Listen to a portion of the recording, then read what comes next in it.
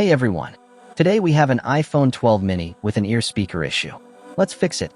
First, remove the bottom screws and open the phone.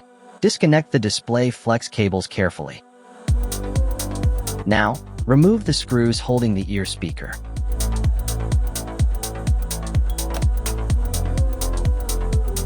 Use a soldering iron to detach the two wires from the old speaker. Take the new speaker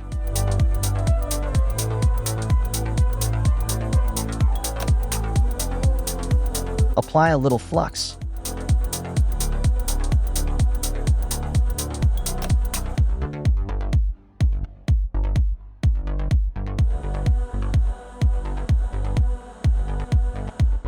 And solder the wires back.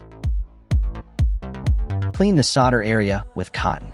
Place the new speaker and tighten the screws.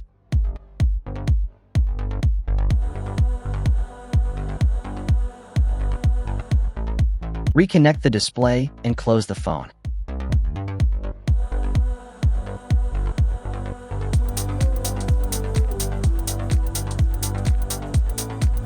Test the ear speaker.